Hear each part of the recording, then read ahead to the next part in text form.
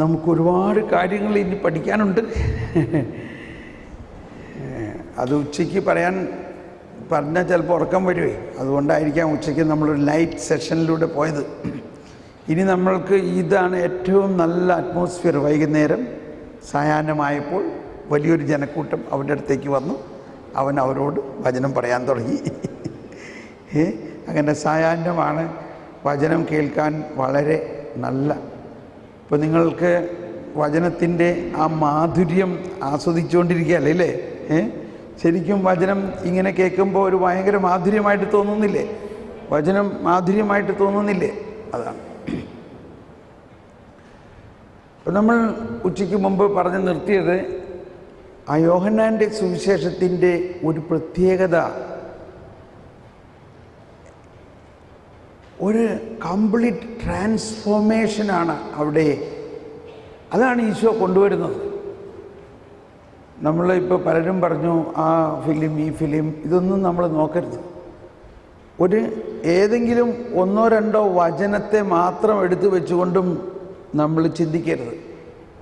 ദൈവരാജ്യ കേന്ദ്രീകൃതമായിട്ടുള്ള ദൈവരാജ്യത്തിൻ്റെയും ദൈവനീതിയുടെയും ആ ഒരു ടോട്ടാലിറ്റിയിലാണ് എല്ലാം പഠിക്കേണ്ടത്. ടോട്ടാലിറ്റി. എപ്പോഴും നമ്മൾ ആ ദൈവരാജ്യ കേന്ദ്രീകൃതമായിട്ട് ചിന്തിക്കണം. അങ്ങനെ ചിന്തിക്കുമ്പോൾ ഇപ്പം ഞാൻ അല്പനിമിഷം കൊണ്ട് യോഹന്നാൻ്റെ സുവിശേഷം മുഴുവനിലും പടർന്നു കിടക്കുന്ന ഒരു രഹസ്യം ഞാനിപ്പോൾ നിങ്ങൾക്ക് വെളിപ്പെടുത്തിത്തരാം. അപ്പോൾ നമ്മൾ മനസ്സിലാക്കി, 2-ാം അധ്യായത്തിൽ പറഞ്ഞിരിക്കുന്നത് എന്താ? ഒരു സൃഷ്ടിയെ സത്ത രൂപാന്തരപ്പെടുത്തി പുതിയ സൃഷ്ടിയാക്കുക എന്നുള്ളതാണ്. അത് പ്രതീകാത്മകമായി അടയാളമായിട്ട് കാനായിലെ കല്യാണത്തിൽ കാണിച്ചതിലൂടെ കൗദാശികമായ, നമ്മൾക്ക് പഴയ പള്ളികളിലെല്ലാം ഇവിടെ കാനായിലെ കല്യാണത്തിൻ്റെ ചിത്രമുണ്ടോ? സാധാരണ ഇങ്ങനെ പള്ളികളിലുള്ള വാൾ പെയിൻറ്റിങ്സിലും മദ്ബഹായിൽ വരെ വയ്ക്കാറുള്ള ഒന്നാണ് കാനായിലെ കല്യാണം. കാരണം കൂദാശകളുടെ എല്ലാം ഒരു പ്രതീകം അതിലുണ്ട്, ഒരു സത്ത രൂപാന്തരീകരിക്കുന്ന ഒരവസ്ഥ. ഓക്കെ, ഇനി നിങ്ങൾ ശ്രദ്ധിക്കണം. 1-ാം അധ്യായത്തിലും വാസ്തവത്തിൽ ഇത് തന്നെയാണ് പറയുന്നത്. 1-ാം അധ്യായത്തിൽ ശ്രദ്ധിച്ചോളൂ. എന്നാൽ ഒരു വചനം എടുക്കാം. യോഹന്നാൻ്റെ സുവിശേഷം 1-ാം അധ്യായത്തിൽ 12ഉം 13ഉം വചനങ്ങൾ ഒന്നെല്ലാവരും എടുത്ത് വായിക്കാം.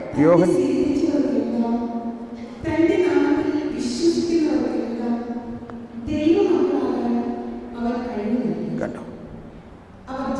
അവർ ജനിച്ചത് രക്തത്തിൽ നിന്നോ ശാരീരിക അഭിലാഷത്തിൽ നിന്നോ പുരുഷന്റെ ഇച്ഛയിൽ നിന്നോ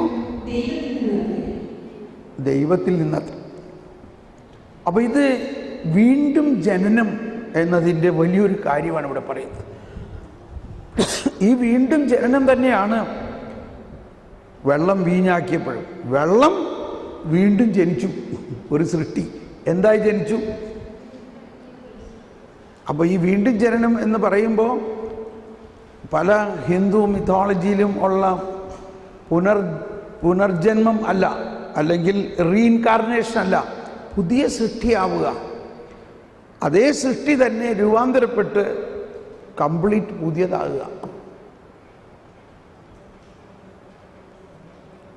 ഈ വ്യക്തി യേശുവിൽ വിശ്വസിക്കുന്നതിലൂടെ എന്താ സംഭവിക്കുന്നത്? യേശുവിൽ വിശ്വസിക്കുന്നതിലൂടെ പാപമോചനം മാത്രമല്ല സംഭവിക്കുന്നത്. അതാണ് പ്രധാന രഹസ്യം. നമ്മൾ എങ്ങനെയെങ്കിലും ഒന്ന് കുമ്പസാരിച്ച് പാപമൊക്കെ ശുദ്ധീകരിച്ച് സ്വർഗത്തിൽ പോകാം. അത് മാത്രമല്ല യേശുവിൽ വിശ്വസിക്കുന്നതിലൂടെ നമുക്ക് ലഭിക്കുന്നത്. അത് ഒരു ചെറിയ കാര്യമാണ്. ഒന്നുകൂടി വായിച്ച് 12ഉം 13ഉം വചനം. തന്നെ സ്വീകരിച്ചവർക്കെല്ലാം, തൻ്റെ നാമത്തിൽ വിശ്വസിക്കുന്നവർക്കെല്ലാം, അതാണ് കഴിവ് നൽകി. മതി, വെയിറ്റ് കണ്ടോ? അവിടുത്തെ ഫോക്കസ് എന്താണ്? ദൈവമക്കളാവുക എന്നതാണ്. നമ്മൾ ബയോളജിക്കലി നമ്മളുടെ അപ്പൻ്റെ അമ്മയിൽ നിന്നും ജനിച്ചു. അപ്പൻ്റെ അമ്മയിൽ നിന്നും ജനിച്ച ആ ബയോളജിക്കൽ ബർത്ത്, അതാണ് നമ്മുടെ വെള്ളം എന്ന സൃഷ്ടി. ആ ബയോളജിക്കൽ പേഴ്സനെ ആ വ്യക്തി ജ്ഞാനസ്നാനത്തിലൂടെ, സ്ഥൈര്യലേപനത്തിലൂടെ, ഇനിസിയേഷൻ സാക്രമെൻറ്റിലൂടെ യേശുവിനെ സ്വീകരിക്കുകയും യേശുവിൽ വിശ്വസിക്കുകയും ചെയ്യുമ്പോൾ ആ വ്യക്തി ആരായി മാറും? ദൈവമകനായി മാറും. ദൈവമകനായി മാറും. പിന്നെ നമ്മൾ മാതാപിതാക്കളിൽ നിന്നല്ല, ദൈവത്തിൽ നിന്നാണ് ജനിച്ചിരിക്കുന്നത്. അതാണ് വീണ്ടും ജനിക്കുന്നു എന്ന് പറയുന്നതിൻ്റെ അർത്ഥം. അതൊരു ട്രാൻസ്ഫോർമേഷനാണത്. നമ്മൾ അതിൻ്റെ ആഴങ്ങളിലേക്ക് പോകുന്നില്ല. നമ്മൾ മാമോദീസ എന്താണെന്ന് തന്നെ ആ ടോപ്പിക്ക് തുറക്കുകയാണെങ്കിൽ ഇപ്പോൾ ഒരുപാട് സമയമെടുക്കും. മാമോദീസ തന്നെ നമ്മൾ വേണ്ട മാതിരി ആഘോഷിക്കുന്നില്ല. മാമോദീസയ്ക്ക് മാമോദീസ സമയമായി, അച്ഛനോടൊന്ന് ഫോൺ ചെയ്ത് കപ്പ്യാർ ഫോൺ, എന്തായി എന്നെ ആരും കാണണില്ലല്ലോ. അതെ ഇപ്പോൾ വരാട്ടോ, ഇതേ 2 കാർ ആൾക്കാർ വേഗം അങ്ങോട്ട് ചെന്ന്, ബാക്കിയുള്ളവർ നിങ്ങളൊക്കെ അവിടെ കുടിച്ചുകൊണ്ടിരിക്കും, നിങ്ങൾ തിന്നുകൊണ്ടിരിക്കും, ഇതൊക്കെ നടക്കാം. രാവിലെ തന്നെ കുടി തുടങ്ങി. ഉച്ചയാകുമ്പോഴേക്കും ഓരോരുത്തർ തലകുത്തി മറിയാൻ തുടങ്ങും. അതിനിടയ്ക്ക് പള്ളിയിൽ പോയി അച്ഛൻ ഒരു 2 കാർ ആൾക്കാരെ അങ്ങോട്ട് ചെന്ന് കുറച്ച് പേരെ അങ്ങ് ചെന്ന് തലതൊട്ടപ്പോൾ അച്ഛൻ കപ്പ്യാർ പറഞ്ഞത്, ഇവിടെ നിൽക്കും, നിങ്ങളിവിടെ നിൽക്കും, മെഴുതിരി എവിടെ, വെള്ളത്തുണി എവിടെ, അവിടെ വായ, നിങ്ങളിവിടേക്ക് പിടിച്ചു. അച്ഛൻ വേഗം വന്ന് എന്താ വെള്ളം ഒഴിച്ചു, അനുഭവത്തിന് പൈസ അവിടെ വന്ന് വേഗം സൈൻ ചെയ്തേ പോയിക്കോ. മാമോദിസ കഴിച്ചു. എന്താ അവിടെ സംഭവിച്ചേ? ആർക്കും അറിഞ്ഞൂടാ. എല്ലാവരും വേറെ വെള്ളത്തിലാണ് കിടക്കണേ. അടിസ്ഥാനപരമായിട്ട് ഇതൊക്കെയാണ് വിശ്വാസം. എവിടെയാണ് നമ്മുടെ വിശ്വാസത്തിൻ്റെ ഏറ്റവും വലിയൊരു ആഘോഷമാണ് മാമോദിസ. ഓക്കെ, കാര്യം മനസ്സിലായല്ലോ. ഇതൊക്കെ നമ്മൾ ഈ നാട്ടിൽ പകരേണ്ട കാര്യങ്ങളാണ്. മാമോദീസയ്ക്ക് ഒരുക്കണം. മാതാപിതാക്കളെയും ബന്ധുമിത്രാദികളെയും എല്ലാം ഈ മാമോദീസയ്ക്ക് വേണ്ടി ഒരുക്കണം. എന്താണ് മാമോദീസ? അതിൽ സംഭവിക്കുന്നത് അവനിൽ വിശ്വസിച്ചവരും അവനെ സ്വീകരിച്ചവരും ആരായി മാറും? ദൈവമകനായിട്ട് മാറാൻ പോവുകയാണ്. ഈ കുഞ്ഞ് ആരായിട്ട് മാറും? ദൈവമകനായിട്ട് മാറാൻ പോവുകയാണ്. ഈ വെള്ളം വീഞ്ഞാകുന്ന പോലെ തന്നെ ആ മകൻ വീണ്ടും ജനിക്കാൻ പോവുകയാണ്.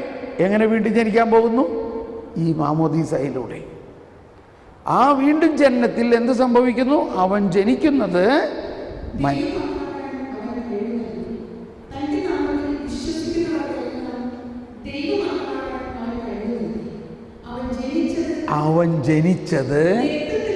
രക്തത്തിൽ നിന്നോ ശാരീരിക അഭിലാഷത്തിൽ നിന്നോ പുരുഷന്റെ ഇച്ഛയിൽ നിന്നോ അല്ല, ദൈവത്തിൽ നിന്നത്രേ. ആര് ജനിച്ചത്? ഈ കുഞ്ഞ്, ഈ മാമോദിസ സ്വീകരിച്ചിരിക്കുന്ന വ്യക്തി. അവൻ്റെ ബയോളജിക്കൽ ബർത്ത് ഈ ശാരീരിക അഭിലാഷത്തിൽ നിന്നും പുരുഷൻ്റെ ഇച്ഛയിൽ നിന്നൊക്കെ ആയിരിക്കാം. പക്ഷെ അങ്ങനെയുള്ള ആ ബയോളജിക്കൽ അവസ്ഥ മാറി ഒരു സ്പിരിച്വൽ ബർത്ത് വന്നു. അതിലൂടെ ഈ വ്യക്തി ദൈവമകനായി മാറി. ഇപ്പം നമ്മൾ മുടിയനായ പുത്രൻ്റെ കാര്യമോ മുടിയനായ പുത്രൻ്റെ ചേട്ടൻ്റെ കാര്യമൊക്കെ പറഞ്ഞതുമായിട്ട് ഇത് കണക്റ്റ് ആവുന്നില്ല. കറക്റ്റ്.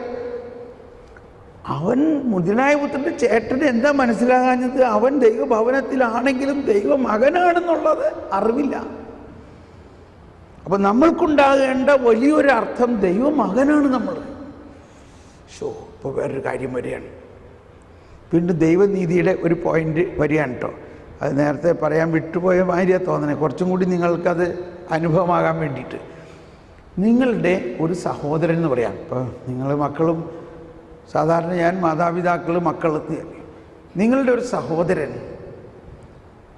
ഒരു കുറ്റം ചെയ്തു.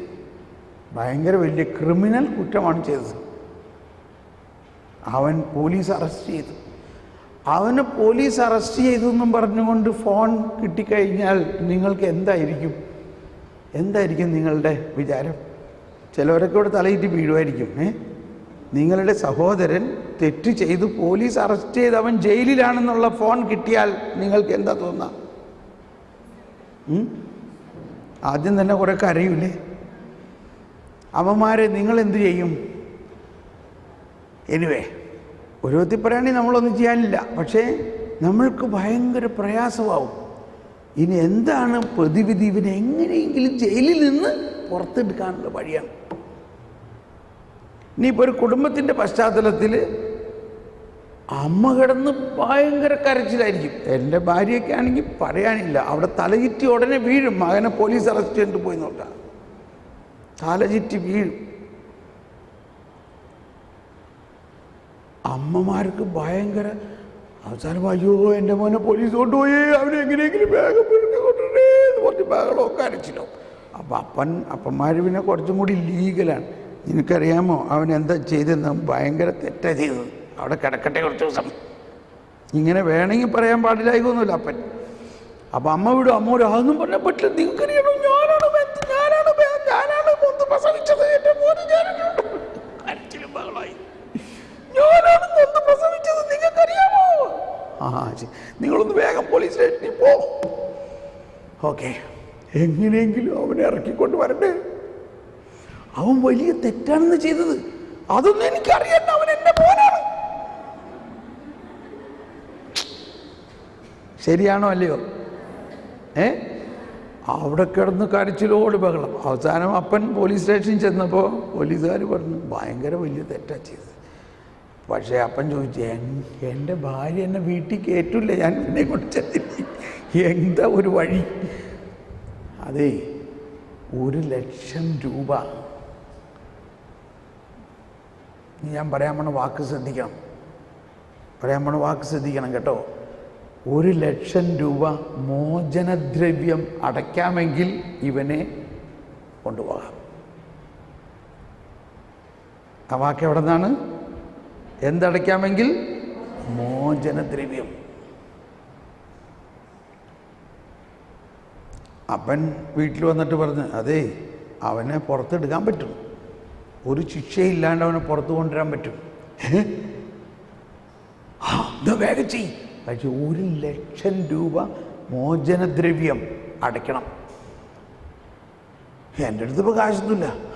നിങ്ങളടുത്ത് കാശില്ലല്ലേ? എൻ്റെ മോനെ പുറത്തെടുക്കാൻ കാശില്ലല്ലേ? എൻ്റെ കമ്മലും വളയും എൻ്റെ താലിമാല എല്ലാം കൊണ്ടുപോയിട്ട് എങ്ങനെയെങ്കിലും എൻ്റെ മോനെ പുറത്ത് കൊണ്ടുവരണം. അമ്മ താലിമാലയും മേക്കാമോതിരവും വളയും എല്ലാം ഊരിക്കൊടുത്ത്. എന്താ ഇപ്പോൾ വലുത്, ഈ സ്വർണമാണോ മോനാണോ? അവസാനം ആ സ്വർണമെല്ലാം കൊണ്ടുപോയി വിറ്റ് കാശുണ്ടാക്കി അവിടെ കൊണ്ടുപോയി അടച്ച് അവനെ പുറത്ത് കൊണ്ടുവന്നു. പുറത്ത് വന്ന വഴി തന്നെ അവൻ അപ്പച്ചനെ കെട്ടിപ്പിടിച്ചു, അപ്പച്ചോ എനിക്ക് തെറ്റ് പറ്റിപ്പോയി, ഇനി വേണ്ടി ഞാനിങ്ങനെ ചെയ്യൂല. സാരമില്ല മോനെ, സാരമില്ല, വായി അമ്മച്ചിക്കടുത്ത് പോവാം. അമ്മച്ചി കെട്ടിപ്പിടിച്ചു, എൻ്റെ മോനേടാ എന്ത് പറ്റിയില്ല അമ്മച്ചി, എനിക്ക് വലിയ തെറ്റ് പറ്റിപ്പോയി, ഞാൻ എന്ത് ചെയ്തു, ഞാനറിയാതെ അങ്ങനെ ചെയ്തു പോയി. സാരമില്ല, നീ വിഷമിക്കട്ടെ. കണ്ടോ? എന്താ നിങ്ങളുടെ അഭിപ്രായം ഇതിനെക്കുറിച്ച്? ഇത് അവർ ചെയ്തത് ശരിയാണോ? അവൻ തെറ്റ് ചെയ്തതിൻ്റെ പേരിൽ അവനെ ശിക്ഷിക്കണ്ടേ?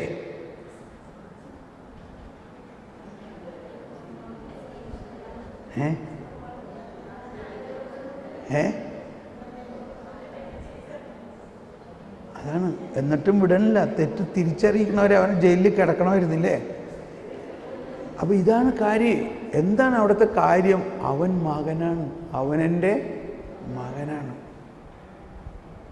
അവനെൻ്റെ മകനാണ്. അവൻ എന്ത് തെറ്റ് ചെയ്താലും അതിനു വേണ്ടി മോചനദ്രവ്യം കൊടുത്ത് അവനെ ഇറക്കിക്കൊണ്ടുവരും. അതാണ് കർത്താവ് ഈശോ മിശിഹായെ ദൈവം അയച്ചത്. നമ്മൾ മാമോദീസായിലൂടെ ദൈവ മക്കളാണെങ്കിൽ നമ്മൾ ചെയ്യണ തെറ്റിന് ആരുത്തരവാദിയാ? നമ്മൾ മാത്രമല്ല, നമ്മുടെ അപ്പൻ ഉത്തരവാദിയാ. ഒരു ദിവസം ബോംബെയിൽ വെച്ച് ഞങ്ങളുടെ മകൻ ഇങ്ങനെ കളിച്ചുകൊണ്ടിരിക്കുക. അവൻ ബോൾ അടിച്ച ഒരാളുടെ വിൻഡോ ഉടച്ച്, ഇതേമാതിരി ഗ്ലാസ് വിൻഡോ. അയാൾ വന്ന് കൊമ്പം വീശക്കാരൻ ആൾ വന്ന് അവൻ ഞാൻ അടിക്കും, ഞാൻ അവരെ കൊല്ലവിടെ അവൻ നമ്മുടെ ബാലുണ്ടാക്കി വന്നു. അപ്പോഴേക്കും ഞാൻ അവിടെ ചെന്ന് ഇവൻ ഭയങ്കര തെറ്റി, അവൻ ആ ഗ്ലാസ് ഉടച്ച് ഇവൻ അടിക്കണം. ഞാൻ പറഞ്ഞു അയ്യോ അവൻ പയ്യനാണേ, അവൻ അറിയില്ലാണ്ട് ചെയ്തു, അതൊന്നും പറഞ്ഞാൽ പറ്റില്ല. ഞാൻ പറഞ്ഞു അതിനെന്ത് വേണം? ആ ഗ്ലാസ് റിപ്പയർ ചെയ്യാൻ ഞാൻ ചെയ്തോളാം. അവൻ എൻ്റെ മകനാണ്, അവൻ തെറ്റ് ചെയ്തു പോയി, ക്ഷമിക്കുക, അതിന് പരിഹാരം ഞാൻ ചെയ്തോളാം. ആ ഗ്ലാസ് റിപ്പയർ ചെയ്യണതിന് എത്ര രൂപ? 10,000 രൂപയെങ്കിലും വേണം. ശരി, 11,000 രൂപ ഞാൻ തന്നേക്കാം. എൻ്റെ മോനെ ഒന്നും ചെയ്യരുത്. നടന്ന സംഭവമാണത്.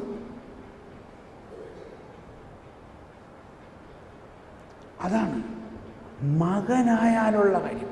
ഇപ്പം നിങ്ങളുടെ വീട്ടിൽ ഒരു മകൻ അല്ലെങ്കിൽ ഒരു വേലക്കാരൻ, അവൻ 10,000 രൂപ കട്ടെടുത്തു. വേലക്കാരൻ 10,000 രൂപ കട്ടെടുക്കുമ്പോൾ എന്ത് ചെയ്യും?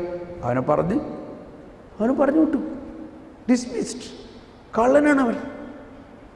10,000 രൂപ കട്ടെടുത്ത ആളെ ഇനി വെച്ചുകൊണ്ടിരിക്കാൻ പറ്റുമോ? അവനെ പറഞ്ഞു വിട്ടു. പിറ്റേ ദിവസം നമ്മുടെ സ്വന്തം മകൻ 10,000 രൂപ കട്ടെടുത്തു. അവനെ പറഞ്ഞു വിടാൻ പറ്റുമോ? അവനെ പറഞ്ഞു വിടാൻ പറ്റുമോ?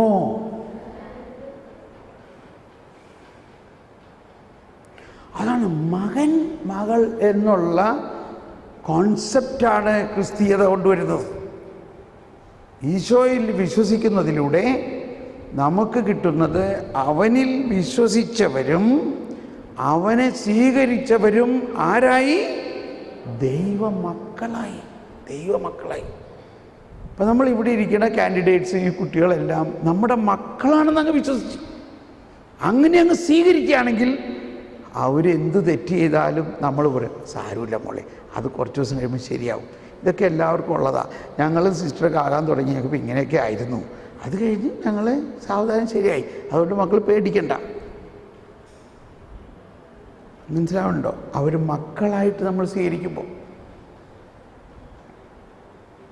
മറിച്ച് അവർ വേലക്കാരായിട്ട് സ്വീകരിക്കുകയാണെങ്കിൽ മുടിയനായ പുത്രൻ്റെ ജ്യേഷ്ഠൻ്റെ മാതിരിയാവും. അപ്പോൾ ഞാൻ പറഞ്ഞു വരുന്നത്, ബൈബിളിലെ ഏറ്റവും വലിയ ഒരാശയം, പുതിയ നിയമത്തിൻ്റെ ഏറ്റവും വലിയൊരാശയം നമ്മൾ ദൈവമക്കളാകുന്നു എന്നുള്ളതാണ്. നമ്മൾ ദൈവമക്കളാകുന്നു. ദൈവമക്കളെ എന്തെല്ലാം തിന്മ ചെയ്താലും അതിന് പരിഹാരം മോചനദ്രവ്യമായി സ്വന്തം മകനെ മോചനദ്രവ്യമായി ഇവിടെ 10,000 രൂപ കൊടുത്തതാണ് പറയണത്. 1,00,000 രൂപയല്ല ഇവിടെ മോചനദ്രവ്യമായിട്ട് കൊടുത്തത് ദൈവം ലോകത്തെ ഇത്രമാത്രം സ്നേഹിച്ചു. ഇന്നലെ ഇന്നത്തെയൊക്കെ വായനകൾ എന്തായിരുന്നു? ഇല്ലേ, വായനകൾ എന്തായിരുന്നു? ദൈവം ലോകത്തെ ഇത്രമാത്രം സ്നേഹിച്ചു. ആരെ സ്നേഹിച്ചു? ലോകത്തെ. വിശുദ്ധന്മാരെയാണോ? ആരെ സ്നേഹിച്ചു? ലോകത്തെ. എന്ന് പറഞ്ഞാൽ പാപം ചെയ്ത് ദൈവപിതാവിൽ നിന്നും അകന്ന് ദൈവത്തോട് ശത്രുതയിലായിരിക്കുന്ന ലോകത്തെ ദൈവം ഇത്രമാത്രം സ്നേഹിച്ചു. തൻ്റെ ഏകജാതനെ നൽകാൻ തക്ക വിധം. ഏകജാതനെ എന്തായിട്ട് നൽകാൻ തക്ക വിധം? മോചനദ്രവ്യമായിട്ട് നൽകാൻ തക്ക വിധം സ്നേഹിച്ചു. ഈ വികാരങ്ങളൊക്കെ നമ്മൾ ഉൾക്കൊള്ളണം. ഓക്കെ, അപ്പോൾ ഇത് ഞാൻ പറഞ്ഞതിൻ്റെ ഉദ്ദേശം, മകൻ എന്നുള്ള ആ വാക്കാണ് ഇവിടുത്തെ പ്രധാന കാര്യം. മകൻ, മകൾ. നമ്മൾ ആരാണ്? മകൻ, മകൾ. നമ്മൾ മാത്രമല്ല, ഈ ലോകത്തിലുള്ള സകലവരും. ഇനി വിശ്വാസി അല്ലെങ്കിലും അവർ വിശ്വാസിയാക്കണം. ആദത്തിൻ്റെ പാപം മൂലമാണ്, ആദത്തിൻ്റെ പാപവുമാണ് യേശു ഏറ്റെടുത്തത്. ഓക്കെ, ഈ വിശദമായി പോകും. അപ്പോൾ 1-ാം അധ്യായത്തിൻ്റെ പ്രധാന വിഷയം എന്താ? ഒരു ട്രാൻസ്ഫോർമേഷനാണ്. മനുഷ്യരെ എല്ലാവരെയും യേശുവിലുള്ള വിശ്വാസത്തിലൂടെ, വെറും മതം മാറ്റലല്ല. അവിടെ മതം മാറണ ഒരു കാര്യം അവിടെ പറയുന്നില്ല. ദൈവത്തെ സംബന്ധിച്ച് മതമോ ജാതിയോ ഒരു പ്രശ്നമല്ല. A radical change in the nature of human being. ഇപ്പോൾ 1-ാം അധ്യായത്തിൻ്റെ ആദ്യ ഭാഗം അങ്ങനെയായി. അതിൻ്റെ 2-ാം ഭാഗത്ത് നോക്കി, 2-ാം ഭാഗത്ത് എന്ത് സംഭവിച്ചു? യോഹന്നാനും അന്ത്രയോസും, യോഹന്നാൻ മൗന്താനയുടെ ശിഷ്യന്മാരാണ്, അവർ തമ്മിൽ സംസാരിക്കുന്നുണ്ടായിരുന്നു. അപ്പോൾ യോഹന്നാൻ മൗന്താന പറയാറുണ്ട്, വരാനിരിക്കുന്നവൻ എന്നെ അല്ല നിങ്ങൾ ഫോളോ ചെയ്യേണ്ടത്, എന്നേക്കാൾ വലിയ ഒരാൾ വരാനിരിക്കട്ടെ, ഞാൻ കാണിച്ചു തരാം. അങ്ങനെ വന്നിട്ട് അതാണ് ലോകത്തിൻ്റെ പാപം നീക്കുന്ന ദൈവത്തിൻ്റെ കുഞ്ഞാട്.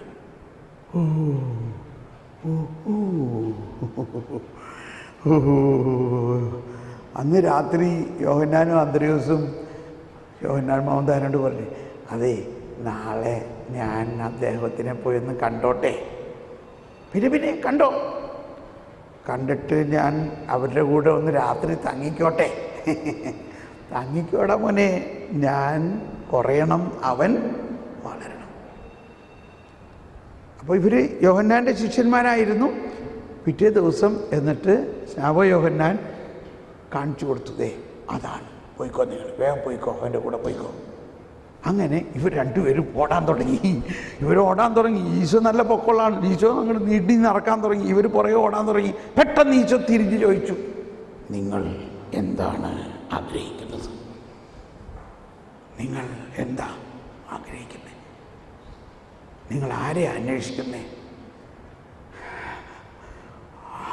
ഒരു ശബ്ദം കേട്ടതോടെ ആ ഒരകത്ത് ഒരു ജ്വലനം ഉണ്ടായി കാണൂല്ലേ? ഇതാണ് യോഹന്നാൻ്റെ സുവിശേഷം അനുസരിച്ച് ഈശോയുടെ ആദ്യത്തെ ശബ്ദം. അവർ പറഞ്ഞു, അങ്ങ് എവിടെയാ താമസിക്കുന്നേ? അപ്പോഴാണ് ഈശോ പറഞ്ഞത്, എന്താ പറഞ്ഞത്? Come and see. കണ്ടോ, അതാണ് കം ആൻഡ് സീ എന്ന് പറയുന്നത്. Come and see.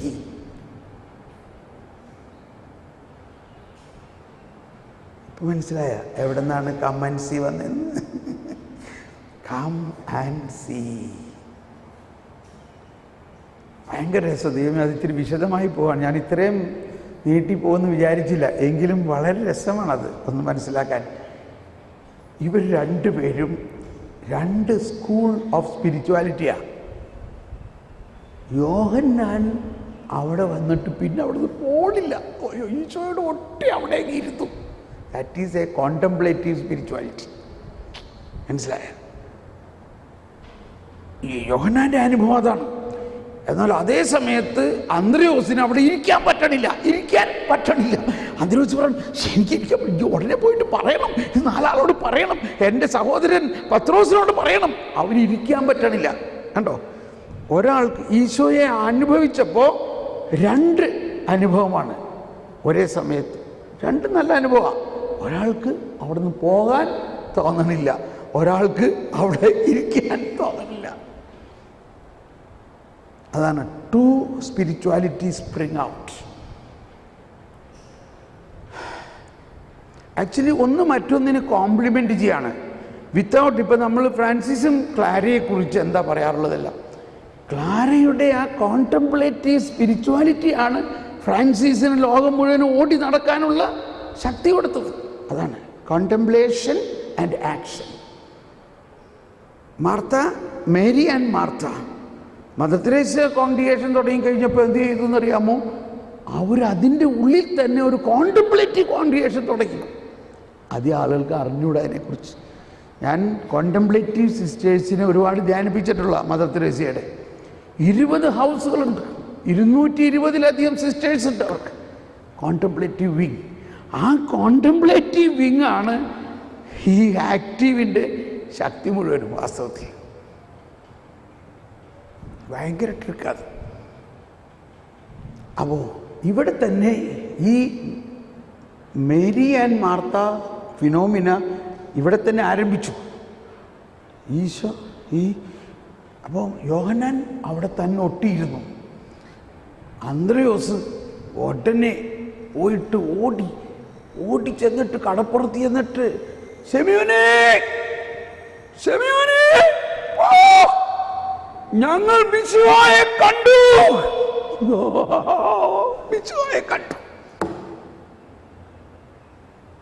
ഇത് ബൈബിളിൽ വായിക്കുമ്പോൾ അതൊക്കെ വിഷ്വലൈസ് ചെയ്യണം.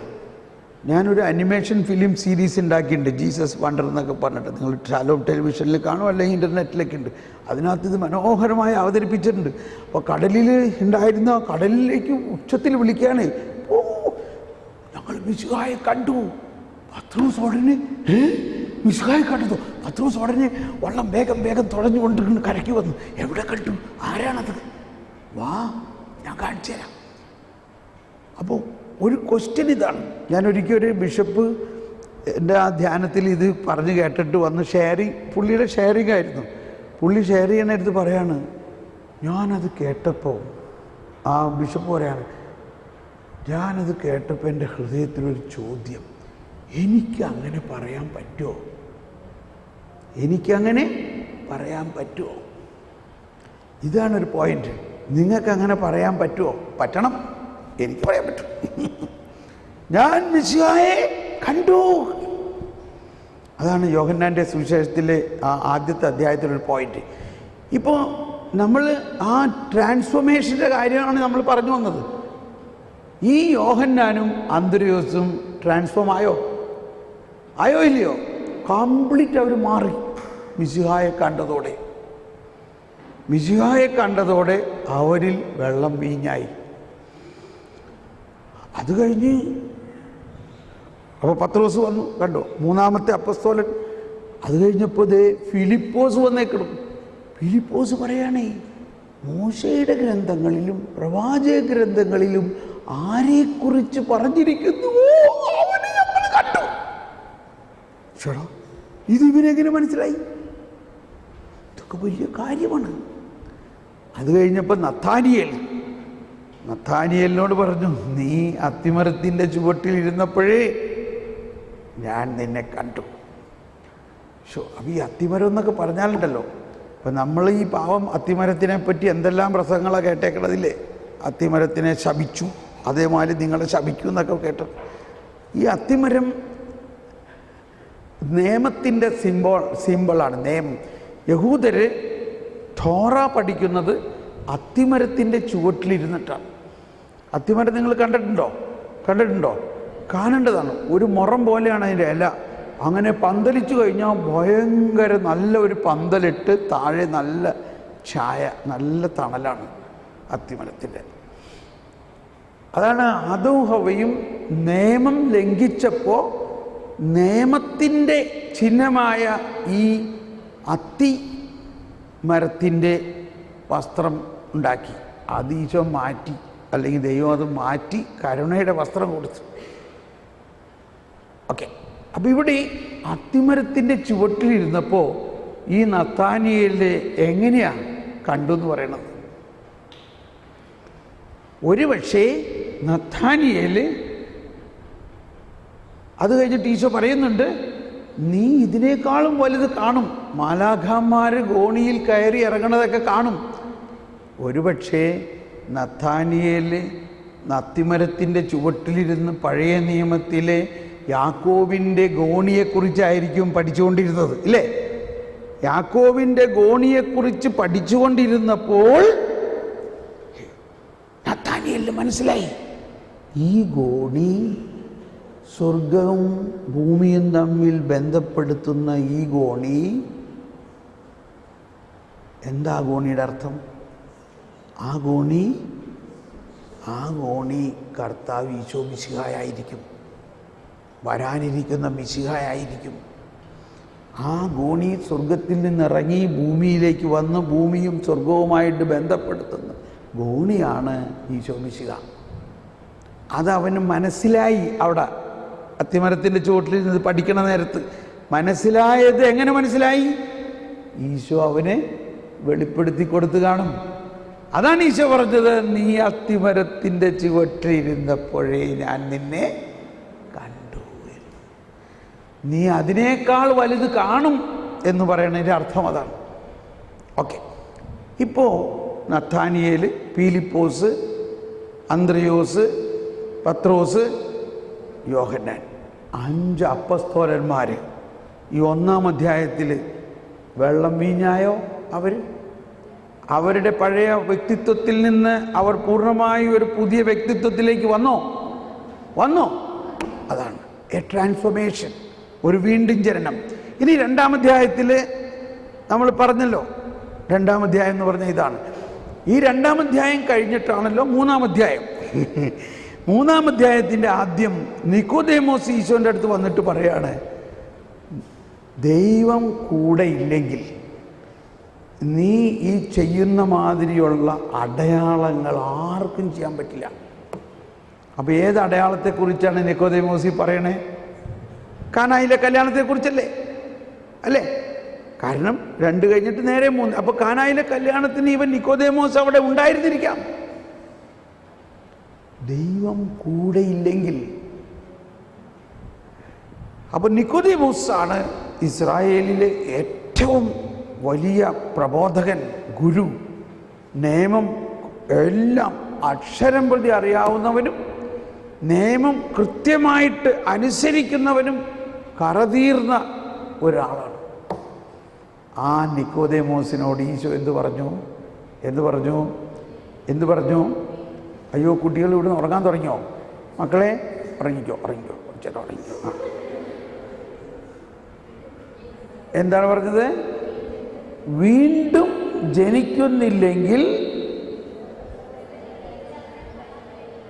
സ്വർഗരാജ്യത്തിൽ പ്രവേശിക്കില്ല.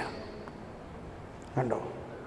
ഇപ്പോൾ ഇവിടെ മനസ്സിലാക്കണം, നമ്മുടെ ഫരിസേയ നീതി അനുസരിച്ച് നിക്കോദേമോസ് വളരെ നീതിമാനായൊരു വ്യക്തിയാണ്. എല്ലാ നിയമവും കൃത്യമായിട്ട് പാലിക്കുന്ന ഒരാളാണ്. പക്ഷേ കർത്താവ് പറഞ്ഞു, വീണ്ടും ജനിക്കുന്നില്ലെങ്കിൽ നീ സ്വർഗരാജ്യത്തിൽ പ്രവേശിക്കില്ല.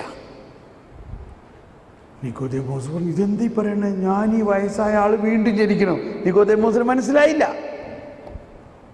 എന്തുകൊണ്ട് നിക്കോദേമോസിന് അത് മനസ്സിലായില്ല? അതാണ് കാരണം. നിക്കോദേമോസ് കംപ്ലീറ്റ് നിയമത്തിൻ്റെ അടിസ്ഥാനത്തിലാണ് ജീവിതം നയിച്ചാൽ ഞാൻ നീതിമാനായി എന്നുള്ള ഫിലോസഫിയിലാണ്. നിക്കോദേമോസിനോട് പലതും പറഞ്ഞിട്ട് മനസ്സിലായില്ല. അവസാനം വീണ്ടും ഈശോ പറഞ്ഞു, ജലത്താലും ആത്മാവിനാലും വീണ്ടും ജനിച്ചില്ലെങ്കിൽ ഒരുവൻ ദൈവരാജ്യത്തിൽ പ്രവേശിക്കില്ല. അങ്ങനെ വീണ്ടും പറഞ്ഞു അതിൻ്റെ അവസാനം പറഞ്ഞതാണ് ഇന്നത്തെ സുവിശേഷം. എന്തായിരുന്നു? നിനക്കറിയോ മോശയുടെ കാലത്തെ സംഭവം? അവരൊരു പിത്തള സർപ്പത്തെ ഉയർത്തിയപ്പോൾ അത് നോക്കിയവർ സൗഖ്യം പ്രാപിച്ചു, അത് നോക്കിയവർ രൂപാന്തരപ്പെട്ടു.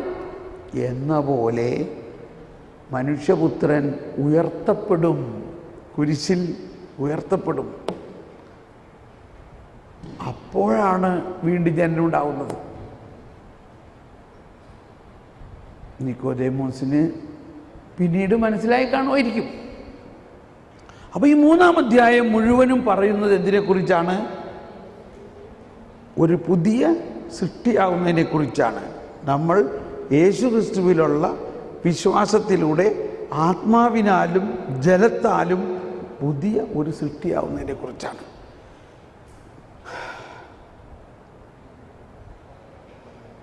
നാലാം അധ്യായത്തിലേക്ക് വരാം. നേരെ ഓപ്പോസിറ്റ് ആയിട്ടുള്ള ഒരു സീനാണ് അവിടെ. ഇവിടെ രാത്രിയിൽ നിക്കോദേമോസ് യേശുവിൻ്റെ അടുത്തേക്ക് വന്നുവെങ്കിൽ നേരെ ഓപ്പോസിറ്റ് ആയിട്ട് 12 മണിക്ക് ഉച്ചയ്ക്ക് യേശു സമരിയാക്കാരിയുടെ അടുത്തേക്ക് വന്നു. സമരിയാക്കാരി നിക്കോദേമോസും വീണ്ടും ഓപ്പോസിറ്റാണ്. നിക്കോദേമോസ് ഒരു യഹൂദൻ, നിയമമെല്ലാം കൃത്യമായി അറിയുന്നവനും നിയമം അനുസരിച്ച് ജീവിക്കുന്നവനും. പക്ഷെ അവൻ യേശുവിനെ മനസ്സിലായില്ല, യേശുവിനെ അനുഭവമായില്ല. സമരിയാക്കാരിയോ നിയമം അനുസരിക്കാത്തവളും. നിയമം അനുസരിക്കാനായിട്ട് അവളെ സംബന്ധിച്ച് നിയമമില്ല, അവൾ യഹൂദയല്ല, നിയമം യഹൂദർക്കാണ്. അവളൊരു സമരിയാക്കാരിയാണ്, യഹൂദരുമായിട്ട് ഭയങ്കര ശത്രുതയിലാണ്. ഒരു സാധാരണ കരുണ പോലും ഇല്ല. ഒരാൾ ഒരു ഗ്ലാസ് വെള്ളം ചോദിച്ചാൽ കൊടുക്കാമെന്ന് പറയണത് ഏതൊരു മനുഷ്യൻ്റെയും ഒരു പ്രിലിമിനറി ഗസ്റ്ററല്ലേ. അതുപോലും ഞാൻ സമരിയാക്കാരിയാണ്, നീ യഹൂദനാ, നീയും സമരിയാക്കാരും യഹൂദരും തമ്മിലൊരു സംബന്ധമില്ലെന്ന് അറിഞ്ഞൂടെ, പിന്നെ നീ എന്താ എന്നോട് വെള്ളം ചോദിക്കണേ? മനസ്സിലായ? അത്രയ്ക്ക് ടോട്ടലി കോൺട്രാസ്റ്റ് മനസ്സിലായോ? യഹൂദനും ആ ഭയങ്കര രസമല്ലേ നോക്കി. ആ ഓപ്പോസിറ്റ് ഓപ്പോസിറ്റ് സിറ്റുവേഷൻ. പക്ഷേ ഈശോ അതൊന്നും പറഞ്ഞിട്ട് ഈശോയ്ക്കൊരു ദേഷ്യവും തോന്നിയില്ല. ഈശോ കരുണയോടെ, ദൈവത്തിൻ്റെ ദാനം എന്തെന്ന് നീ അറിഞ്ഞിരുന്നെങ്കിൽ, നിന്നോട് സംസാരിക്കുന്നവൻ ആരെന്ന് നീ അറിഞ്ഞിരുന്നെങ്കിൽ, നീ അവനോട് ചോദിക്കുകയും അവൻ നിനക്ക് വെള്ളം തരുകയും ചെയ്യും. ഇവളുടെ സല്യൂട്ടേഷൻ ഇപ്പോൾ കണ്ടോ, ഈ വീണ്ടും ജനനത്തിൻ്റെ ഒരു സ്റ്റേജ് ബൈ സ്റ്റേജ് നമുക്ക് ഈ അവസരത്തിൽ കാണാം. ജലത്താലും ആത്മാവിനാലും എന്ന് പറഞ്ഞാൽ, ജലം എന്ന് പറയുന്നത് ഇവിടെ വചനമാണ്. ഈശോയുടെ ഈ വചനം, ഈശോയുടെ ഈ സാന്നിധ്യം അവളിൽ ഒരു രൂപാന്തരീകരണം ആരംഭിച്ചു കഴിഞ്ഞിരിക്കണം. അവളൊരു നെഗറ്റീവ് സൈഡിലായിരുന്ന അവൾ സല്യൂട്ടേഷൻ തന്നെ മാറി. അവൾ പറയാണ്, പ്രഭു പ്രഭു, അങ്ങ് എവിടെ നിന്ന് വെള്ളം തരും? അങ്ങയുടെ കയ്യിൽ പാളയുമില്ല, കയറുമില്ലല്ലോ, കിണറാണെങ്കിൽ നീളം കൂടുതൽ. കണ്ടോ, അവളുടെ സല്യൂട്ടേഷനിൽ വ്യത്യാസം വന്നുണ്ടോ? അപ്പോഴാണ് വീണ്ടും ഈശോ പറഞ്ഞു, ഞാൻ തരുന്ന വെള്ളം കുടിക്കുകയാണെങ്കിൽ നിനക്കിനി വീണ്ടും ദാഹിക്കില്ല. ഇതൊക്കെ പറഞ്ഞപ്പോൾ അവൾ പറയുകയാണേ, യഹൂദരും സമരിയാക്കാരും തമ്മിൽ ബന്ധമൊന്നും ഇല്ല എന്ന് പറഞ്ഞ അവൾ ഇപ്പം പറയാണ്, എന്നാ ആ വെള്ളം എനിക്ക് തരും. അവൾ മാറിയോ? അവൾ മാറിയോ? മാറിക്കൊണ്ടിരിക്കുന്നു. അപ്പോൾ ഈശോ പറഞ്ഞു, തരാം, നീ നിൻ്റെ ഭർത്താവിനെ കൂട്ടിക്കൊണ്ടുപോവാ. എനിക്ക് ഭർത്താവൊന്നുമില്ല.